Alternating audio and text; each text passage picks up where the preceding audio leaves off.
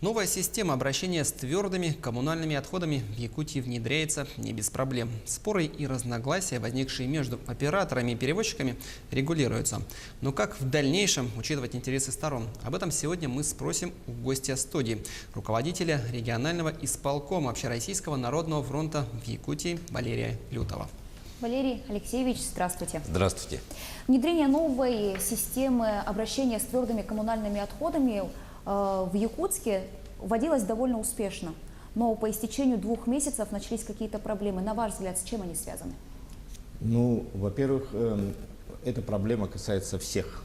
Вот в городе Якутске, каждого жителя города Якутска. Потому что что такое уборка твердых коммунальных отходов? Это наши дворы, это экология, это мусор.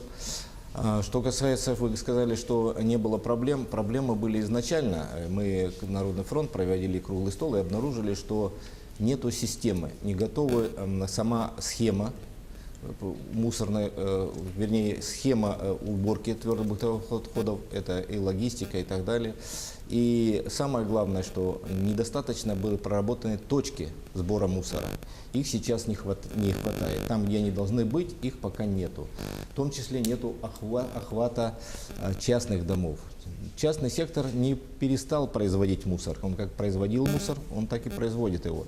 И куда он девается? Он девается в легальные точки, то есть многоквартирные дома, малому бизнесу и так далее, и так далее.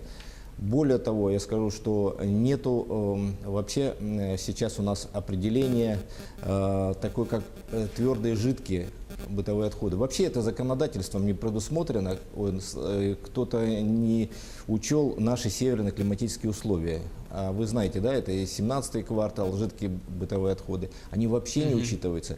Ну, можно перечислять тут долго проблемы. Проблемы это, конечно же, и они есть, и, наверное, это, может быть, кто-то скажет, это нормально, что новое дело всегда возникает. Новая реформа. Да, это новая реформа. Но вот мы давайте будем исходить, Народный фронт исходит от того, что подумает простой житель города Якутска. Он говорит, я плачу больше, я должен увидеть изменения, я должен понять, что, куда идут деньги, все должно быть прозрачно. И вот слабое объяснение. И вот наш рейд показал, что люди там фактически не знают, что такое реформа идет. И когда начинаем объяснять, люди соглашаются. А так люди не понимают, почему мы платим больше, а мусор у нас не вывозится. Вот это вот слабая разъяснительная работа. Ну и, конечно же, вы правильно сказали, что вот в администрации города должны были подготовить все эти точки, обустроить. У нас сейчас не хватает точек, а самое главное, что перевозчики обнаружили, что объем неправильно посчитан, объем мусора. Его гораздо больше. А кто за него будет платить?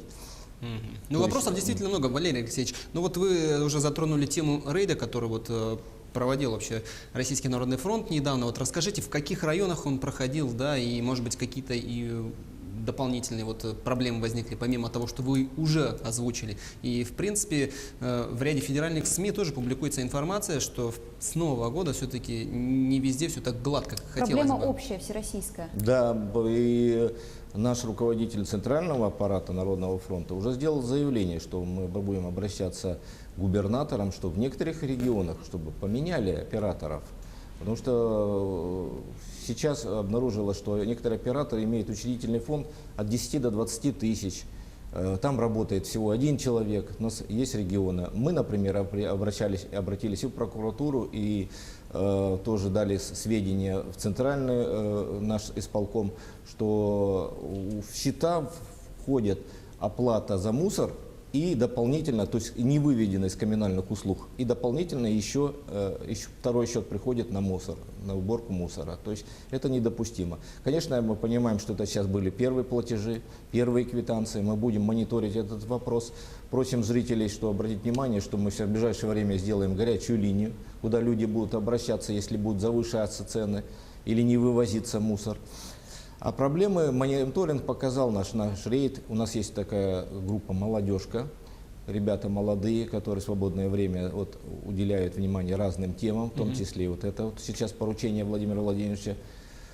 отследить, сделать общественный контроль. И они сделали рейд, и рейд показал, что вывозится мусор какими-то машинами, не предназначенными для вывоза мусора. Там будки из-под хлеба, которые потом завтра, возможно, будут возить эти продукты, эти машины и так далее, перекладываются вручную, но по нашим данным эти машины до полигона не доезжают. Спрашивается, куда девается Куда-то, мусор. да. Вот. Я боюсь, что мы весной в окрестности города Иркутска нехорошую картину увидим. А вот в этой связи природоохранные органы как-то отреагировали? Да, мы сейчас написали, реакция идет, но пока недостаточная реакция. Все-таки мы обратили внимание, сейчас вот надо отказать, что есть такие хорошие подвижки, и есть надежда, что у нас будет хорошее изменение, потому что при администрации города было проведено круглый стол с участием предпринимателей, Народного фронта, всех заинтересованных лиц, перевозчиков, которые вот вошли, можно сказать так, в конфликт с единым оператором.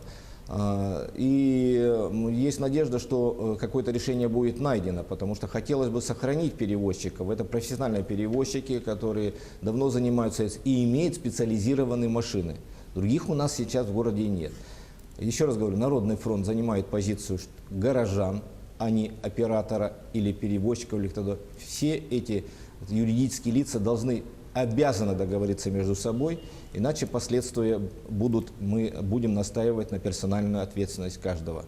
Потому что допустить какой-то мусорного коллапса и так далее, я думаю, никто в этом не заинтересован. Ну вот, раз уж машина не доезжает в ряде случаев, да, вот как вы говорите, до нужного места, до полигона, стоит ли ожидать, что Народный фронт в дальнейшем будет все-таки инициировать какие-то штрафные санкции, увеличение их, скажем так, в отношении вот единых операторов? Да, и общественники, и все на этом нашем собрании таком заинтересованном, которое прошло в администрации города, сказали, что где штрафные санкции. Вы, наверное, вот уже видели, что уже вчера, позавчера были выезды, и уже санкции пошли, где не вывозы. Надо наказывать. Раньше именно этим как-то дисциплинировали перевозчиков. К вам также обращались и предприниматели, они жаловались на то, что тарифы возросли втрое и более раз. Как эта проблема решается? Пока тоже сложно решается, но да, в 3 и более да, поднялись тарифы, и также я хочу сказать, что предприниматели тоже никаких изменений пока не увидели, что изменилось, собственно, вот, кроме цены.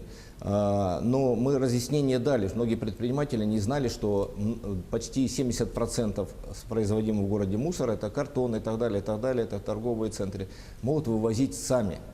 Это будет намного дешевле, и они не требуют специализированной техники.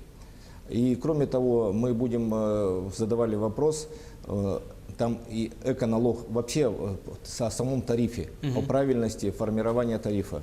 Потому что там есть в тарифе сидят эко-сборы, которые не утилизируются у нас, опасные ртутные лампы и так далее, батарейки и так далее. Люди даже не знают, где эти пункты есть, но деньги уже за это берутся. Но также у нас вопрос, почему уже берется за полигон. Там тоже очень большая сумма стоит. Будем разбираться, конечно. Самое главное, чтобы довести это до людей. Люди знать должны, за что они платят и какие происходят изменения. Ну и второе, я еще раз говорю, что все те ответственные люди, которые занимаются и причастны к этому, уборке мусора нашего города, нашей республики, они должны знать, что будет персональная ответственность. И надо уметь найти решение. Мы все об этом обязаны просто это сделать. Рядовые граждане обращаются ли, если с предпринимателями более-менее немного ясно вы уже рассказали, вот, что касается все-таки обычных граждан? Какие у них вопросы появляются? Один вопрос только, почему не вывозится мусор? Кто должен вывозить? Раньше вы занимались этим управой. Нету правильной ездительной работы. Куда обращаться? Даже куда жаловаться? И так далее. Вопрос по оплате. Почему поднялась оплата? Тоже многие не знают разъяснения. Сейчас наша молодежка занимается, но у нас возможности такой нет. Поэтому мы, наверное, будем просить на передачу отдельно прийти, сделать разъяснительную работу именно по тарифам. Почему платится и куда жаловаться в случае невывоза мусора. Валерий Алексеевич, ну если очень коротко, какие предложения по системе сбора с твердыми коммунальными отходами готовит региональное отделение? Ну, предложение, оно очень простое.